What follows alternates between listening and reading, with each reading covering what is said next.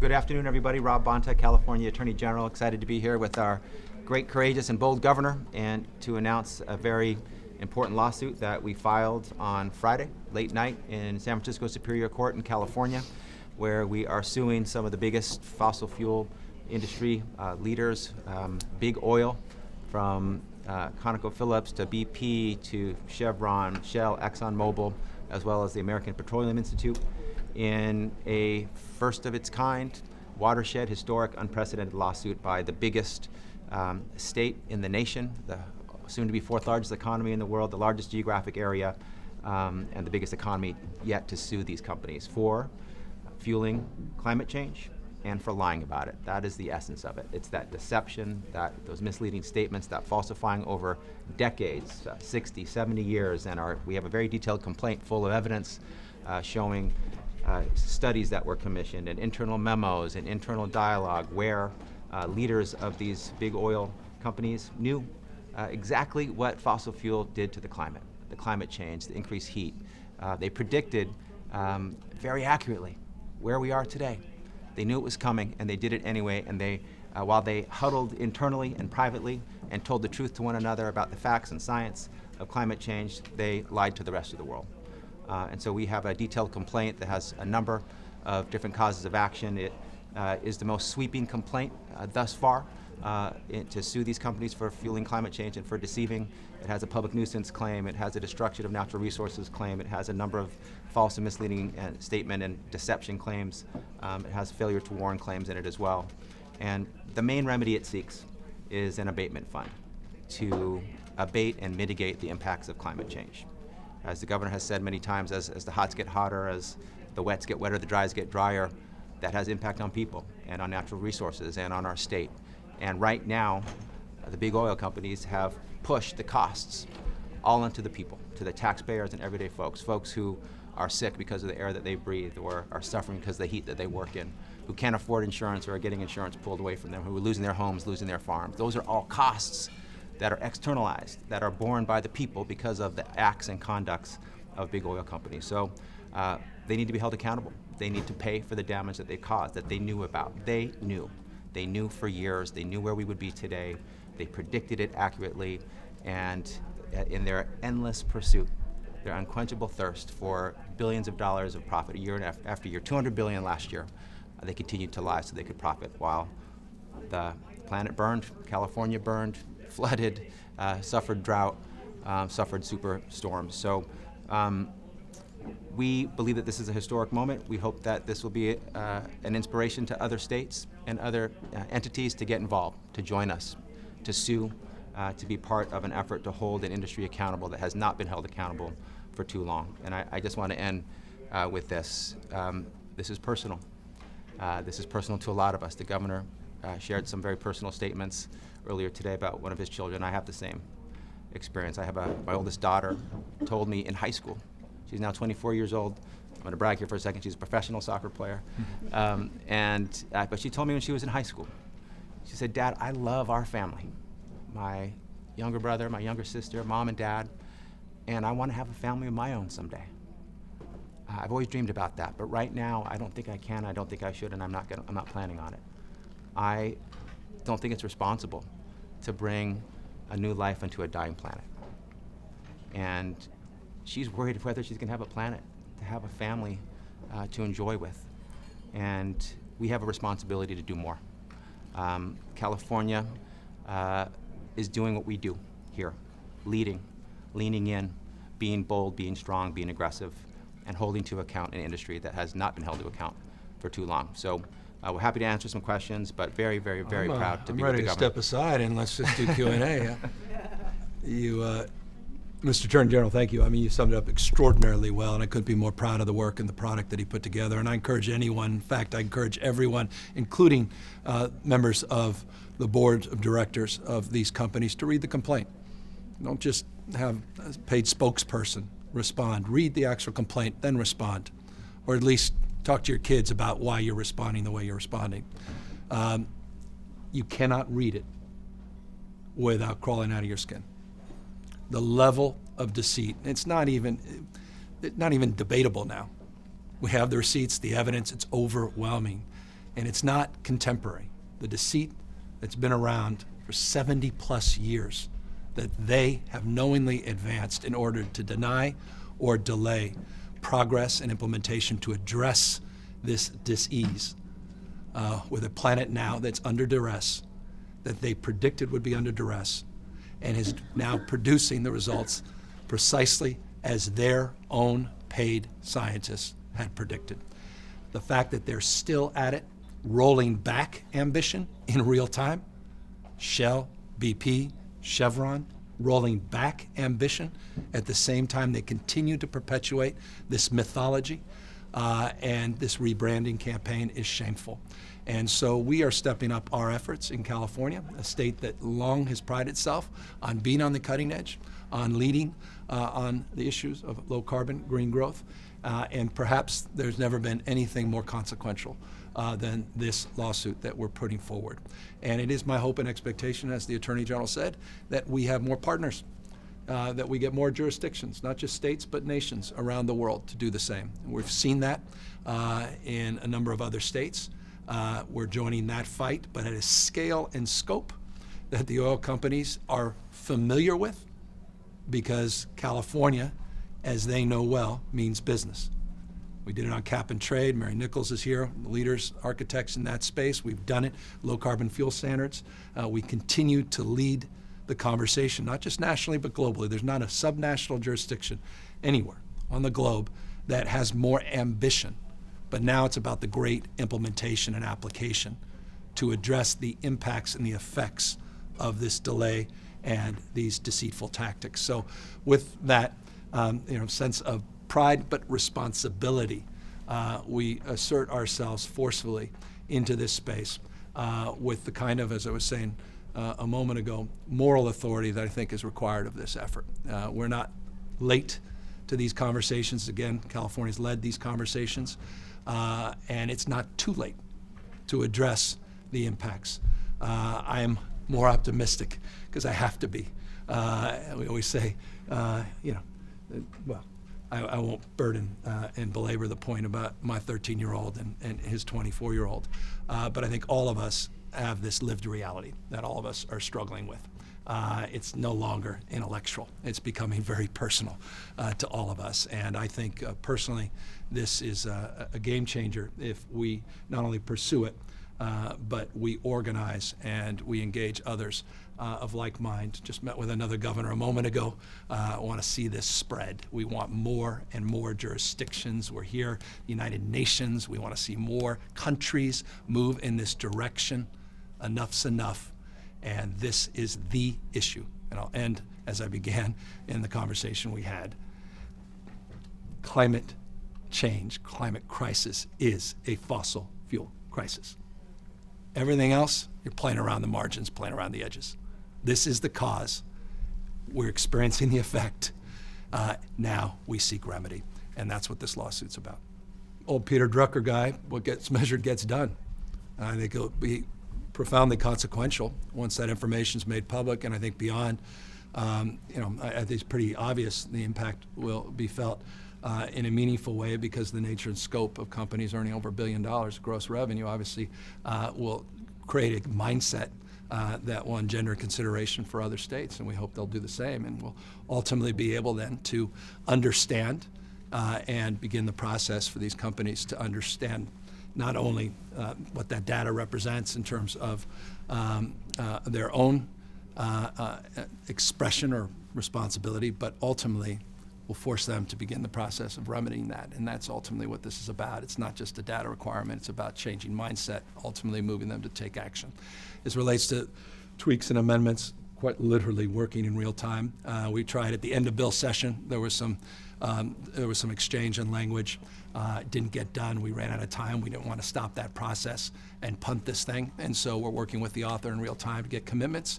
And I'm confident that we'll get there and we'll be able to sign that bill in the next days, weeks. I've got till October 14th. The urgency to act has increased every day. And we have seen with our own eyes and our own lived experiences in California and throughout the country, the impacts of climate change. We're living it day by day. It's changing. Wildfires are our new normal. We're having drought succeeded by floods and superstorms, things that we've never seen before. We're seeing Hawaii burning. And we need to act. It's about action and doing and leaning in. We've monitored the other cases by the local entities in California and other places, other states, and we are grateful and thankful for what they have done to lead the charge to go through the door. They have been locked up in a procedural battle for years that has delayed the opportunity to get to the merits. Recently, in April, the Supreme Court of the United States ruled on that issue that we think puts that issue to bed and allows us to get to where we want to go, to the merits, to get to the abatement fund, to hold them accountable for their deceit, to show our evidence to a court, which will be undeniable. It's their own words from big oil executives. It's what they're saying, the reports they've commissioned, what they're saying in boardrooms and to one another. That's where we want to be. And post-April, we have that opportunity. So we're moving fast, we're moving aggressive, we're moving strong, and we hope others will move with us. And I'll just, you see all what happened to big tobacco. You see what happened with these opioid settlements. Watch this space. This is serious. This is significant. And by the way, those are, you don't have to take my word for it. Look at what they've been saying amongst themselves. Look at our complaint. You'll see actual records where they reference their own vulnerabilities in light of what was happening with tobacco. And so that's why I say you start crawling out of your skin. How dare you? It's shameful to think about the world we'd be living in today. I know everyone say, well, what's the alternative? We're just trying to meet a demand. They tried to stifle demand and innovation. They killed innovation. They killed policymaking. They tried to kill a bill on price gouging, $2.61 more than the national average, $2.61 about this time last year. They tried to kill that bill. They spent over $30 million in a month. Spare me. They're just trying to play on the merits up and up. 63, you mentioned the billions of dollars, 63 billion net profit in just 90 days. That money went back in your pocket? That money went into renewable research? That money went back to address these issues? No. It's the exact same time they were rolling back the biofuels programs, rolling back their commitments on net zero, rolling back their commitments to advance and accelerate their low carbon strategies.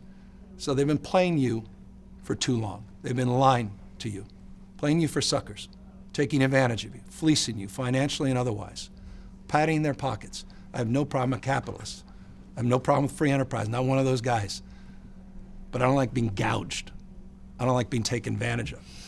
But now I understand the level of deceit. To be lied at this level, the world we'd have today, if you had a Model T, 1913, that was electric, people forget that. It wasn't Elon Musk that invented the electric car. It's not the technology's not been around to transition. It's because they were around and they stifled it. They stopped it. They lied to folks. They stopped progress. They paid these front group after front group after front group, and watch this space. If I see another one of those Heritage reports or another one of the, Hoover, they're all wholly owned subsidiaries of these guys. They write massive amounts of dollar checks, buying off guys like Kevin McCarthy, buying off the Republicans in Congress. There's no way to bind them off. Look at the money. Look at these front groups. So I don't know. I give a damn. You come out to California. 5,000 records were broken in June and July, heat records just in America, 10,000 around the globe. To see these communities that literally are flattened by the ferocity of these fires, where you have guys out there, some of the most extraordinary firefighters, and saying, I've been around a long time, I ain't ever seen a fire like this, creating their own weather systems. You know this. We all know this. It's a lived experience.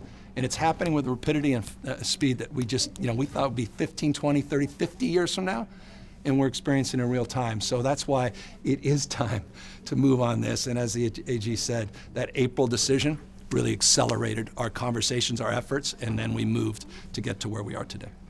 Yeah, I mean, we have a climate commitment. It is second to none. It's over $52 billion, closer to $53 billion climate commitment across the spectrum as it relates to resiliency, as it relates to approaches and strategies, as it relates to electrification, infrastructure improvement, natural lands and resource management, biodiversity, across all of those components to address the issue and to address your question. But look, coming from that 3-year drought, which, by the way, it'd come on the heels of a 5-year drought, 2012 to 2016, to then come back into a drought and then to experience what we did in December, January, February, and March. You guys were out there en masse with these rain bombs, these whatever you want to call it. We talk about atmospheric rivers. There's new nomenclature now.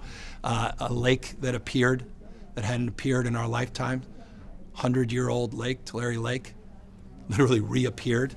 All of a sudden, we're investing tens of millions of dollars to make sure that some of the levees were secure so we wouldn't flood local communities. And that lake had disappeared. It was folklore. And it came back because of the nature of Mother Nature's fury. And I say it all the time. She's just, I mean, it's been said by many others, she's chemistry, biology, and physics. She bats last, she bats 1,000. That's who we're up against. And so our plan is meaningful. President Biden's infrastructure plan. On top of that, obviously the IRA and $369 billion, on top of which has a component part of $1.2+ trillion on the tax credit. Game changer, can't happen fast enough, and it's timed application. So a big part of our plan, and this last point I want to make, is we got to move, like implementation. Stop talking about this stuff, move to implement and transition, and that's really the thrust of the way we've organized our thinking. Well, we're all working together on this.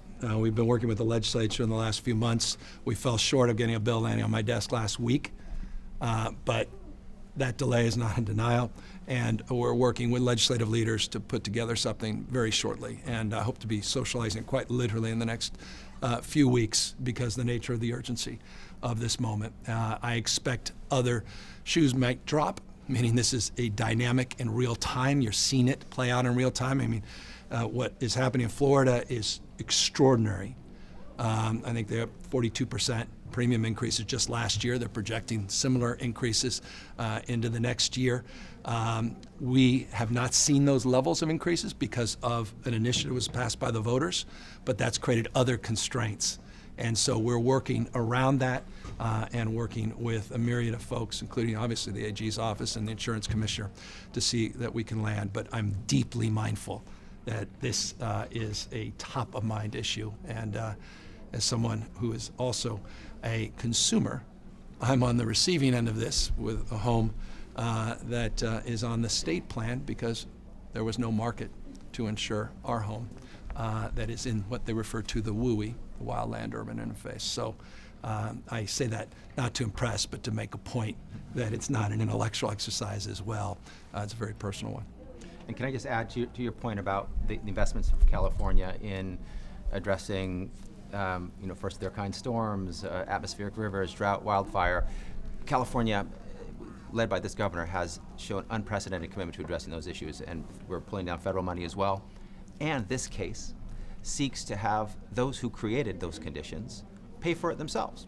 That's what the abatement fund is. The big oil defendants in this case who created those conditions that we are suffering from, they will pay for abatement. They will pay for mitigation. They will pay for resilience. So when it comes to drought, water storage, water distribution, when it comes to wildfire, vegetation management, investment in wildfire response, for workers in extreme heat, cooling centers, for folks who are breathing dirty air, clean air centers.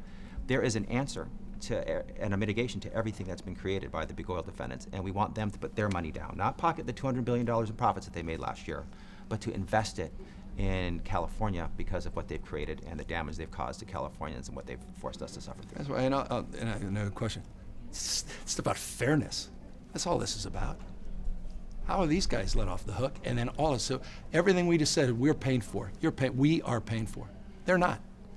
They've externalized all of this. They've unleashed all of this, and they've been left off the hook. And so fundamentally, this whole lawsuit is about fairness. Sure. Thank you very much. As co-chair of the Under 2 Coalition, do you also see this kind of as an inspiration for all the states and regions to kind of drive global impact? Wes Moore is right there, Governor of Maryland, is just a new example, proof point, in response to your question of someone who's joined us, new governor in our MO2, or MOU Under 2 Coalition, which is a subnational coalition. It was developed a number of years ago by Jerry Brown, who recognized our responsibility, even in the absence of federal leadership, which we were struggling with at the time, that we can create a framework of engagement subnationally around the globe. We have about 43% of the world's economy that's represented in that MOU. We've got jurisdictions that truly represent a diversity in terms of the work they've done, and it's all about expression of best practices, sharing of best practices, that notion of power of emulation, success leaving clues, the ability to share, compare, and contrast. And it's also about some optimism that regardless of what happens in Washington, D.C., 2024, that at a subnational level, that we'll be there for each other. And they have trying to inspire other states and regions to kind of follow suit, or national or international governments? There's humility in all this. Everybody's conditions are unique and distinctive. I mean, we happen to be a large oil-producing state, at least state of California itself. A lot of jurisdictions have their own set of circumstances that we have to work through, but to the extent that we can elevate their ambition and provide support and technical assistance, and that's one of our great exports, is the technical assistance that we provided parts all around the globe, including notably China, not just through that MOU, but through other alliances that we've created, many informal, many formal. Pacific Coast Alliance with our partners in the Western United States, the U.S. Climate Alliance, which is a bipartisan framework, which has advanced a lot of similar efforts. We have other alliances specific to electric vehicles. California is often about creating a dynamic, in the spirit of your question, around the power of partnership, and that's my hope with this lawsuit as well, is that we can empower similar partnerships and lawsuits. I'll just add on that as well. I wish every governor in the United States had the moral outrage, the courage, the commitment to action that this governor has. Every governor and every AG should be doing what we're doing. This is not a partisan issue. This affects all of us. California is not the only state in the nation whose people are suffering from the impacts of climate change and the lies and the greed that led us to where we are today. So yes, we welcome more participants, of course, with humility. And I realize that some people may have been asking, where's California? California, part of our identity and legacy is to go first, most aggressively, to address climate change. We've done it time and time again. We're here. We've sued. We're acting. We're all in. We're aggressive, and others should join us.